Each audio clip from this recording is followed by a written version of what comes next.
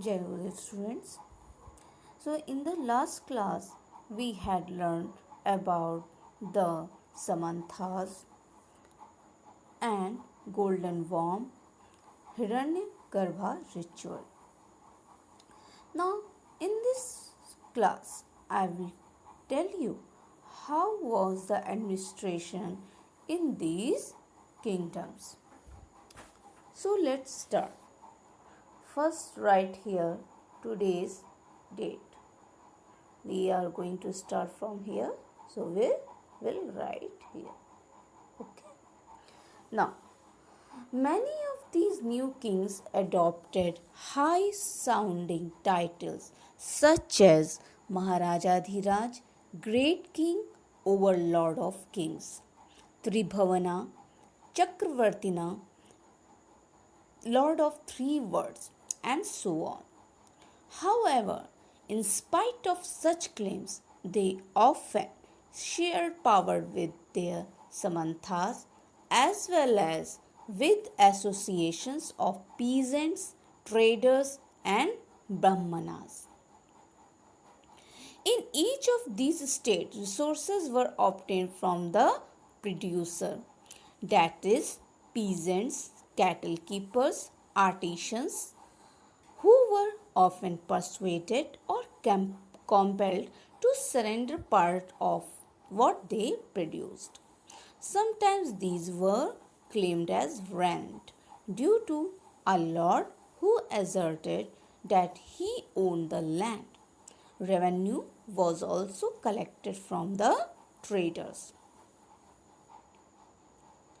These resources were used to finance the king's establishment as well as the constructions of temples and forts. They were also used to fight wars, which were in turn expected to lead the acquisition of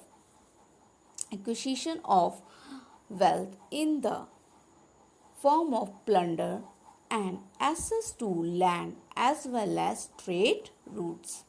The functionaries for collecting revenue were generally recruited from influential families and positions were often hereditary. This was true about the army as well.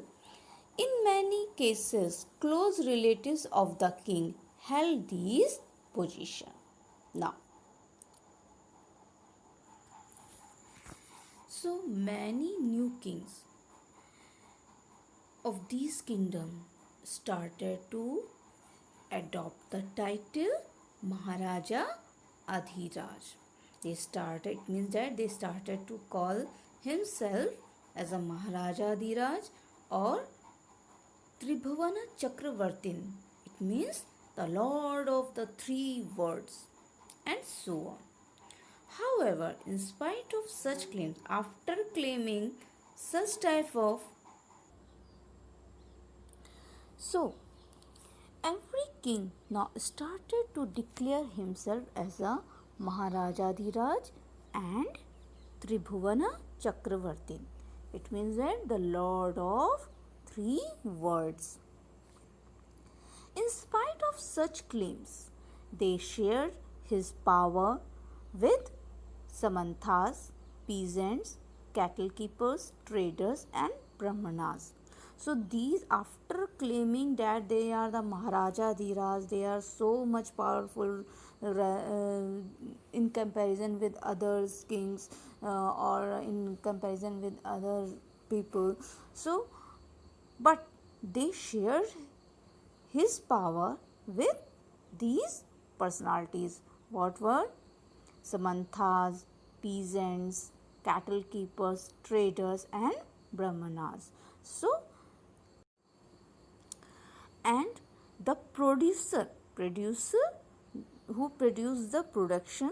So, these kings took the production's one part, okay, in the form of rent, and by persuading them or by forcing them, no, you have to pay, it is a form of rent, you have to give one part of your production from producers. Okay, so kings always forced or persuade the producers to give them one to give them one part of his production in the form of rent, right? So rent was used as a constructions of the temple and forts. So kings, all the Maharaja Dhiraj and Tribhuvan Chakravarti were using their money which was collected from the producers as a rent to construct the temples and forts. They always used to do the fight wars. Why? To obtain much more money from plundering. Plundering means lootna.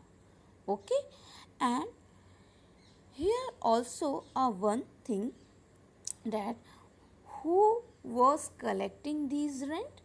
These rent was collected by the revenue collector, and revenue collector was only yes only and revenue collector was the member of influential family. Influential family means yes. So it is very it was very this member was very close to kings, and position was hereditary. It means that position was transferred to from one generation to next generation, right?